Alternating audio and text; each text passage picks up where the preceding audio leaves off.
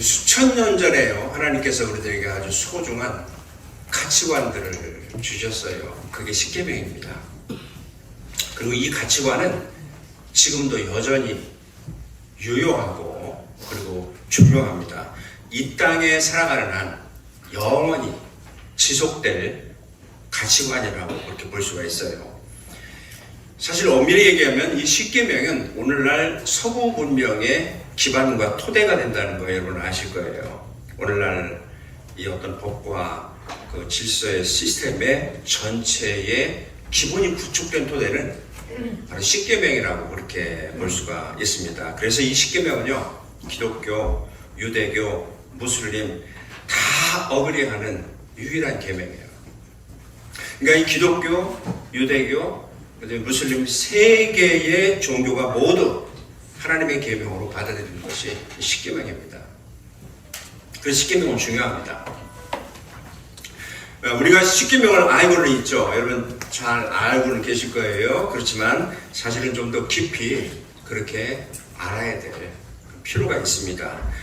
문자나 지식으로서의 그 계명을 아는 것이 아니라 십계명의 참 뜻과 정신을 제대로 알아야 된다는 그런 말씀이에요. 하나님은 우리에게 십계명을 주시면서 십계명뿐만 아닙니다. 모든 계명을 주시면서 내가 내게 명하는 이 계명들을 잊지 말고 기억해라. 그리고 지켜 행하고 자녀들에게 가르치라 라고 그렇게 말씀하세요. 그리고 여러분 십계명을 얼마나 잘 알고 계세요?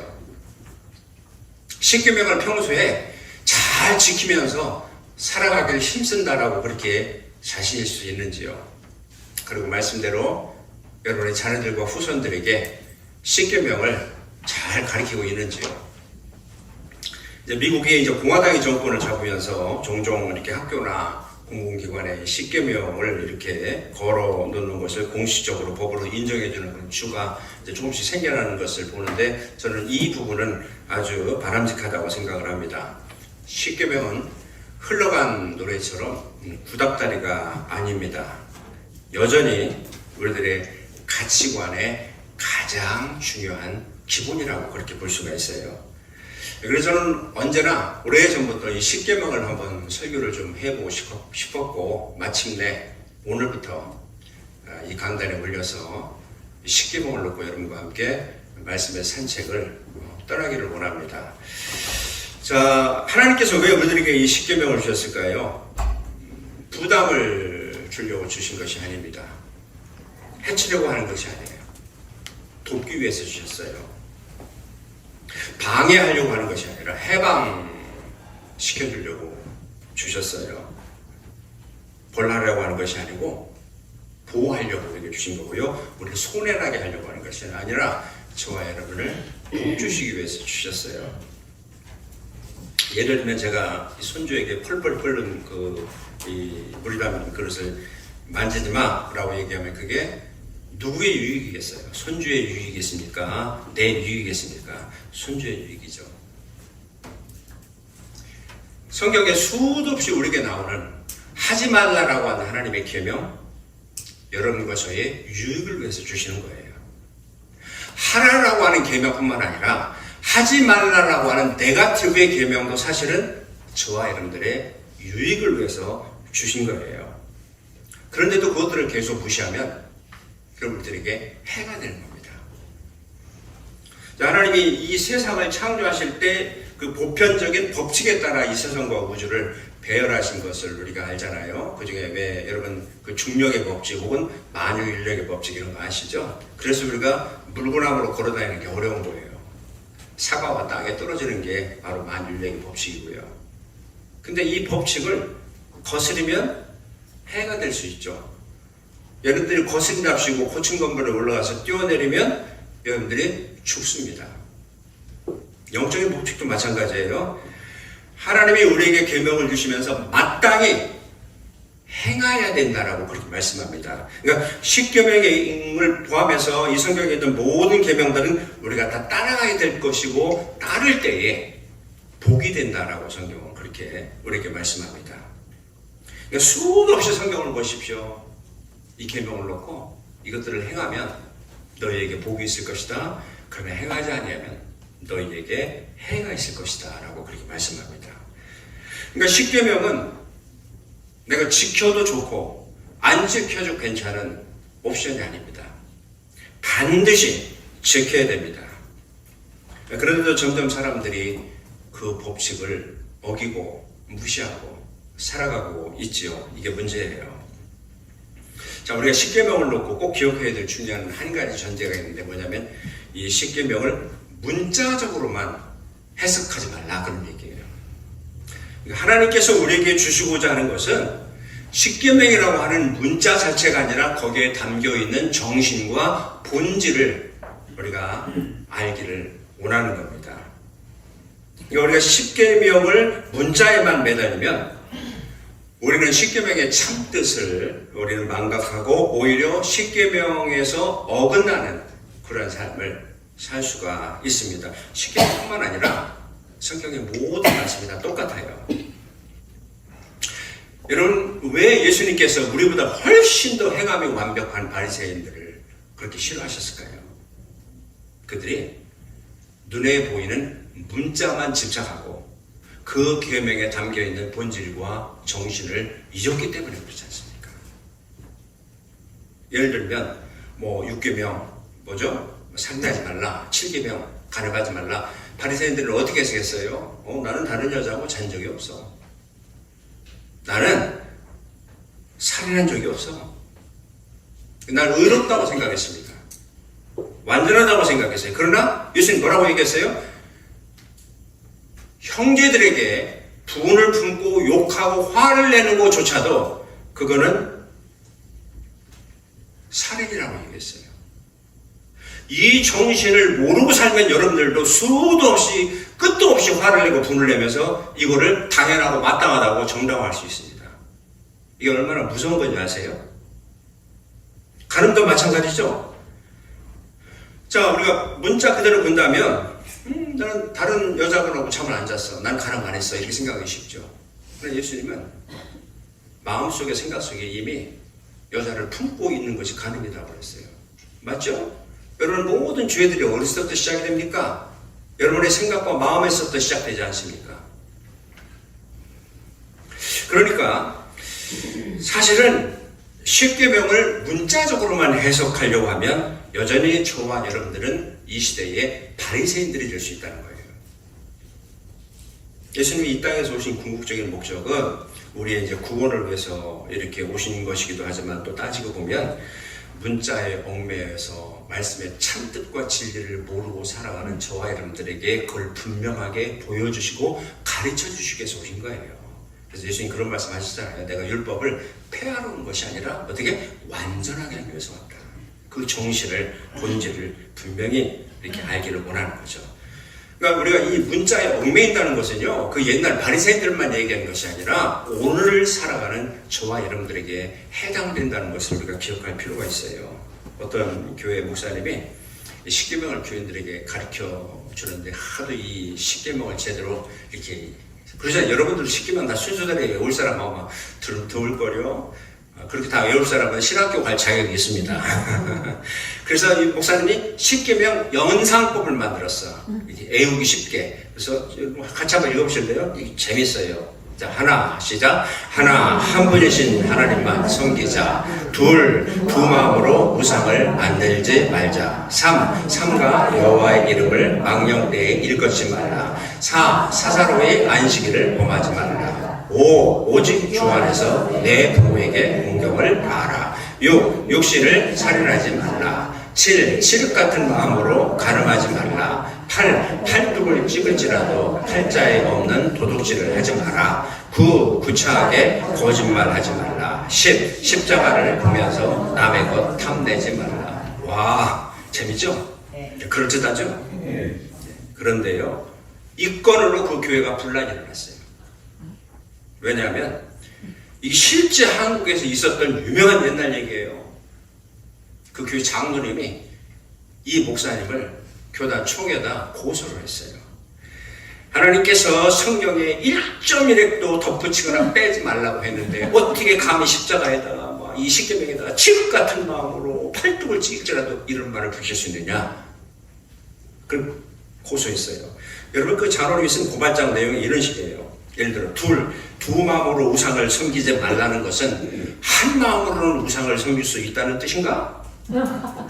4. 사사로이 안식일을 범하지 말라는 뜻은 그러면 공적으로는 안식일을 범해도 된다는 뜻인가? 6. 육신을 위해서 살아나지 말라는 것은 인간의 영혼이나 인격은 죽여도 수사는 뜻 아닌가? 8. 팔뚝을 찍을지라도 팔자에 없는 도둑질을 하지 말라며 팔자 운운하는 것은 불신자들의 신세 타락이며 이교도들의 사상 아닌가? 이런 식으로 고소문을 써서 고소를 했어요. 여러분, 이게 근본주의적인 그 입장에서 있던 어느 장로 교단에서 실제로 있었던 먼 옛날 얘기였었어요. 근본주의라고 하는 것은 이 성경을 문자 그대로 믿는 그런 사람들을 얘기하는 거잖아요.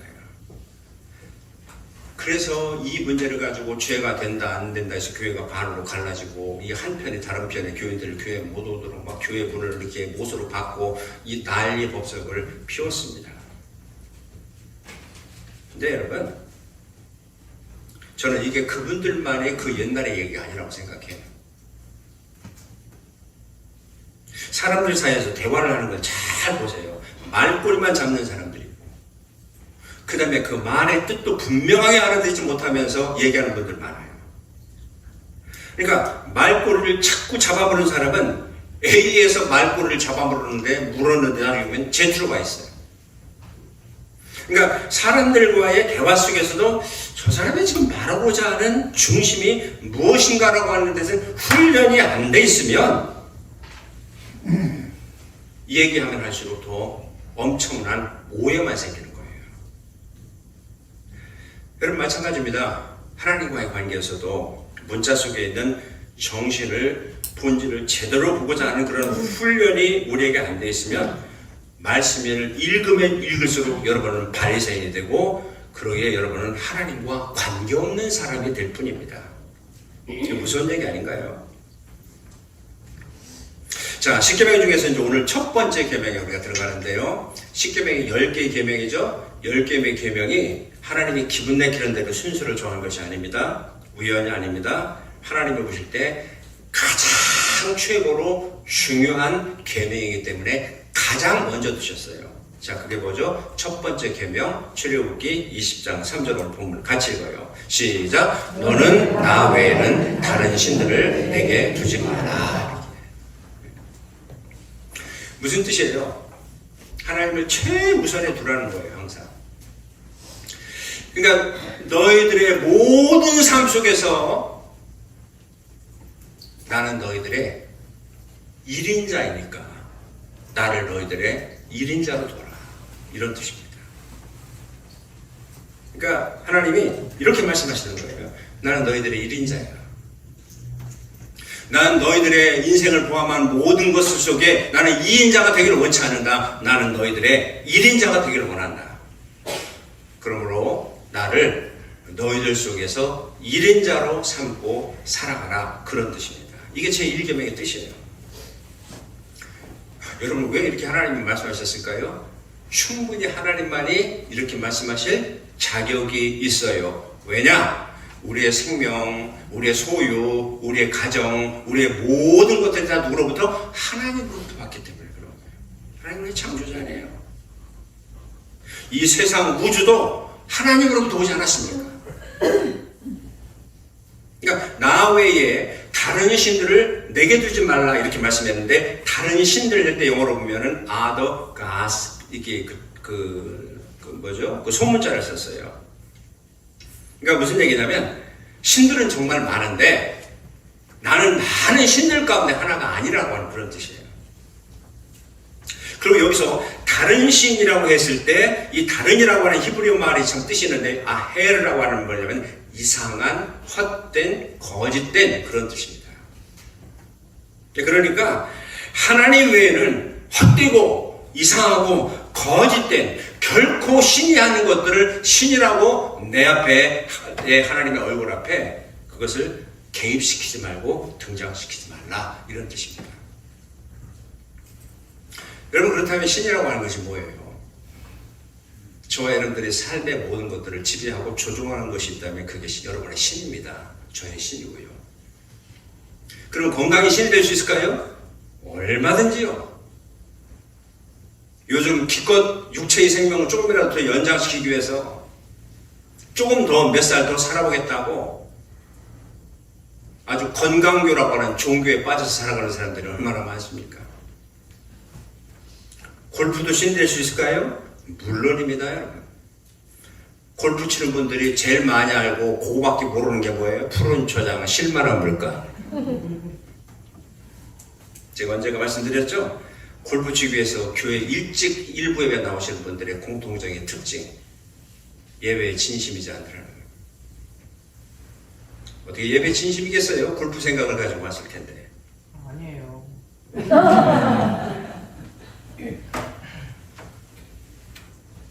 외모도 신입니다. 옷처럼 낡아지는 외모를 신으로 삼고 살아가는 사람들이 있죠. 먹는 것도 신이에요. 여러분, 성경에 보면 빌립보서에 뭐라고 얘기해요? 저의 신은 배라고 그랬어요. 그러니까 여러분들은 어떤 신을 내가 섬기고 사는지 한번 생각해 보세요. 하나님을 1인자로 삼지 않고 다른 것들을 여러분들의 인생의 1인자로 삼고 하나님을 여러분들의 2인자로 삼고 있다면 그래서 여러분들의 믿음은 죄송하지만 가짜입니다. 하나님을 내 모든 것에 1인자로 삼으셔야 돼요. 그렇게 삼고 살아가시길 주님의 이름으로 축원합니다. 항상 하나님을 여러분의 모든 것 가운데 1인자로 삼으십시오. 아멘. 오늘 미국에서 가정이 무너진다는 건 여러분 잘 아시잖아요. 결혼한 사람 3가정 중에 한 가정이 이혼한다. 이거는 아주 옛날 얘기가 됐잖아요. 빛의 속도보다 더 빨리 무너지고 있잖아요.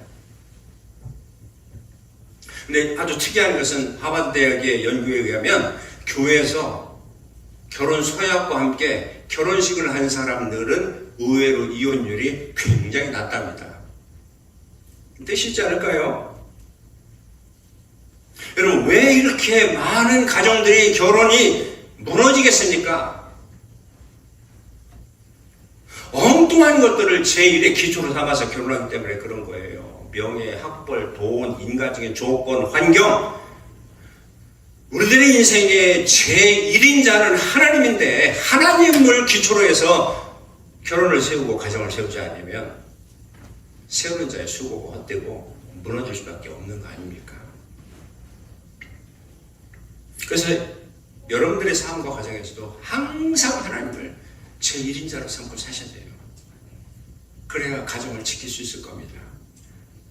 하나님이 우리들에게 성경에 보면 계명을 주실 때마다 꼭 약속도 하시잖아요. 어떤 약속이죠? 무슨 일을 하든지 먼저 하나님을 생각하여라. 그러면 그분이 너를 인도해 주시고 너에게 복을 주실 것이다.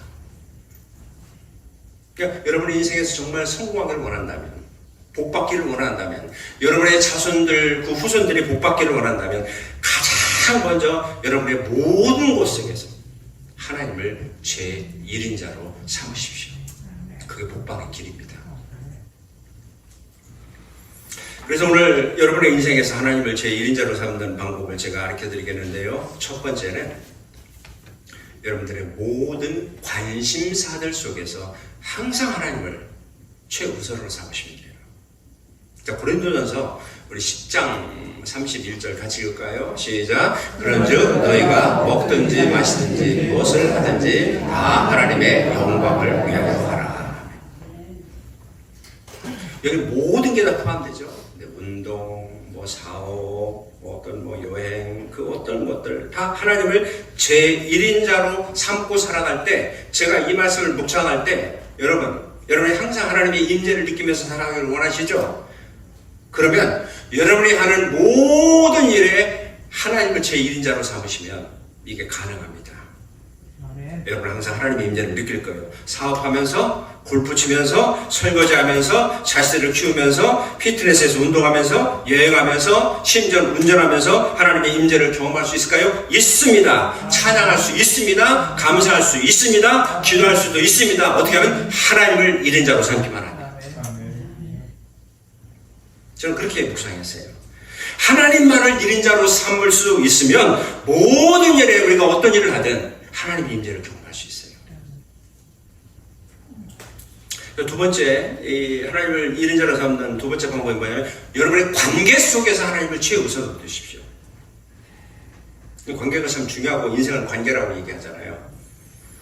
예를 들면 우리가 친구하고의 이 관계도 선택을 잘 하셔야 돼요. 성경의 잠언의 27장 19절에 보면 사람의 본 모습이 그가 어떤 친구를 사귀느냐로 나타난다고 성경은 얘기합니다. 왜 그렇겠습니까? 가만히 보셔요. 가장 많은 시간을 함께 보내는 그 사람을 사람 닮게 돼 있어요. 하나님을 가볍게 여기는 사람들과 경홀히 여기는 사람들과 시간을 많이 보내면 여러분들은 믿음의 사람이 되기 어려워요. 허구한 날 남 얘기를 하고 세상에 다 썩어질 것들 그런 얘기를 할 것이고 거짓과 비방과 중상모략을 음식으로 삼는 그런 사람들과 가까이 하면 여러분들도 죄송한데 그런 부류의 사람들입니다.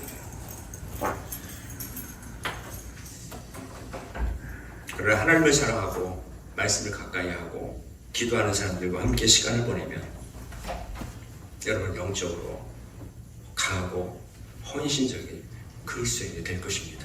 그러니까 누구와 시간을 보내느냐 그건 중요한 거예요. 한번 점검해 보시죠. 여러분의 관계를.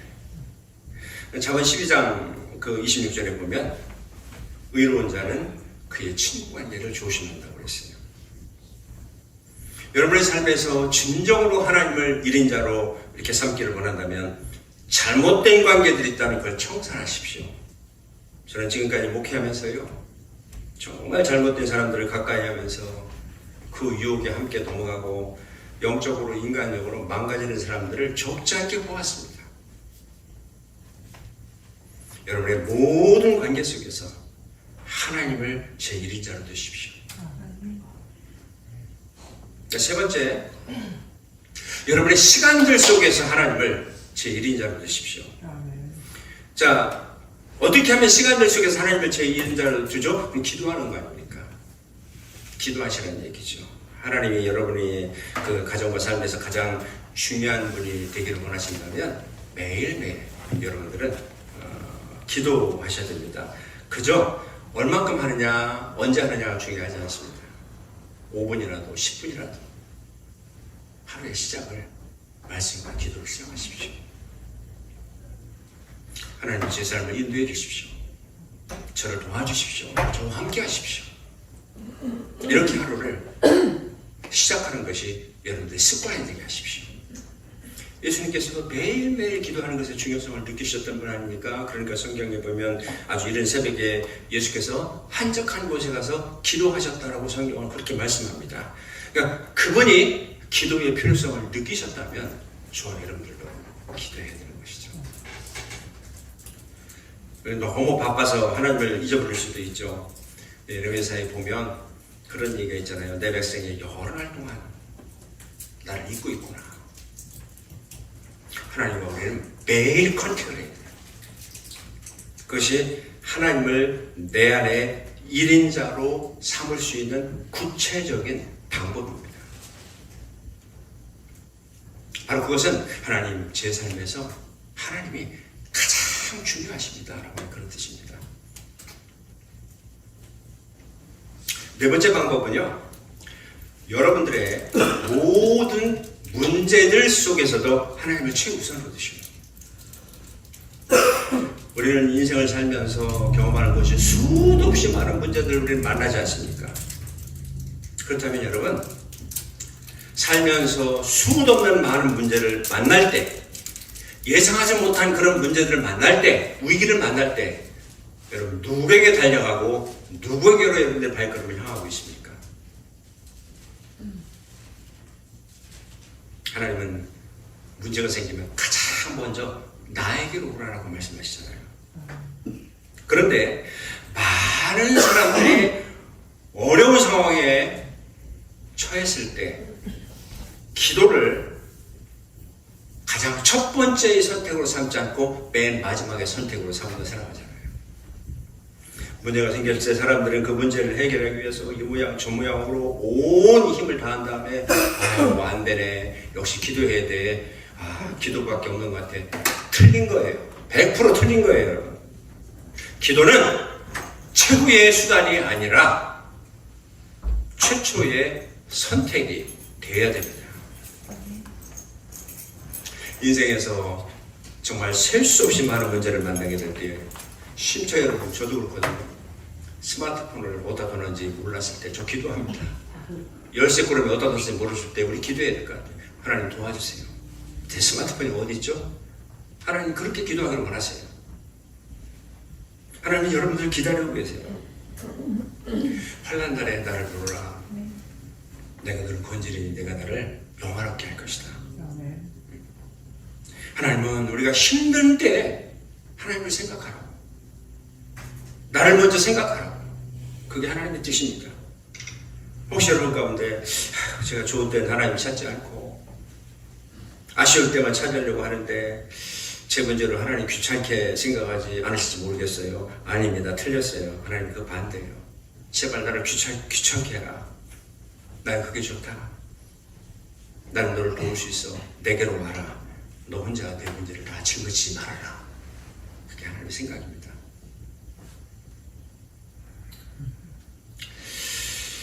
하나님이 여러분의 삶에서 첫 번째가 될 때를 어떻게 할 수 있을까요? 저는 여러분이 근심과 걱정을 멈출 때라고 생각합니다.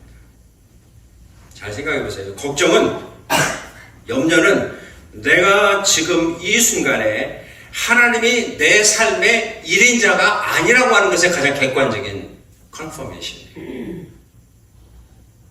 걱정하기 시작하면 그건 내가 하나님을 속이는 것이고, 하나님께서 나에게 맡기지 않으셨던 그 책임까지도 내가 불필요하게 떠맡고 있다고 하는 그런 뜻입니다. 하나님이 첫 번째가 아닐 때, 하나님의 제1인자가 아닐 때 우리는 걱정하기 시작하는 것이고 염려하기 시작하는 겁니다.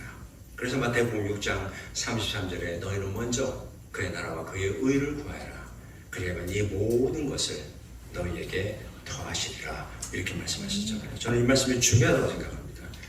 하나님을 모든 것에 1인자로 삼으라고 하는 말씀 아니겠습니까? 하나님은 우리의 부동의 1인자입니다. 사랑하는 여러분, 10계명 가운데 가장 첫 번째 계명, 가장 중요한 계명입니다. 나 외에 다른 신을 내게 두지 말아라. 오늘 말씀에서 하나님의 음성은 아주 클리어합니다. 나는 너희들의 1인자다. 나는 너희들의 모든 것 속에서 2인자가 되고 싶지 않아. 나를 너희들의 모든 것 속에서 1인자로 삼아라. 하나님을 우리 모든 것에 1인자로 삼고 살아갑시다. 그럴 때 하나님의 임재와 영광과 축복이 우리와 함께하게 될 것입니다.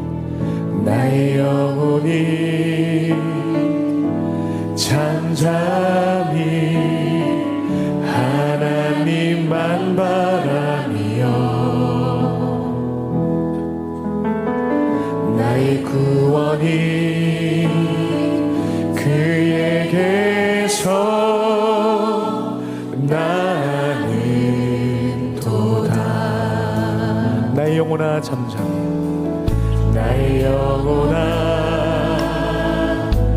잠잠히 하나님만 바라라.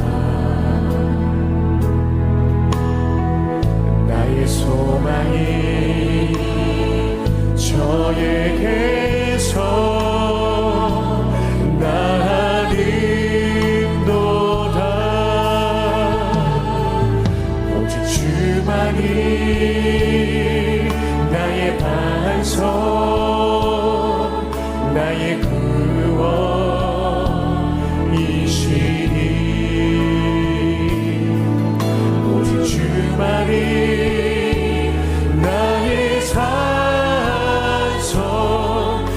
내가 요동치 아니하리. 나의 영혼이 간절히 나의 영혼이 여호와를 갈망하며 여호와를 갈망하며 나의 입술이 여호와를 나의 입술이 여호와를 찬양하리. 아멘. 나의 영혼이 즐거이 나의 영혼이 즐거이 여호와를 따르리. 나의 평생의 여호와는 나의 평생의 여호와를 송축하리.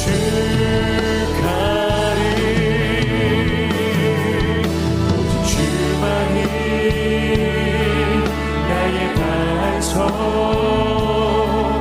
나의 구원이시니. 오직 주만이 나의 산성 내가 요동치 아니하리. 오직 주만이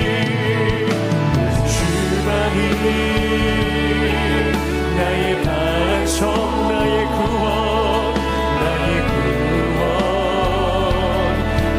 구원이시니. 아멘 아멘. 주만이 나의 산성 내가 요동치 아니하리. 나의 구원 나의 구원 나의 영원 하나님께 있으리. 내 눈에 반석과 피난처 되시네. 오직 주만이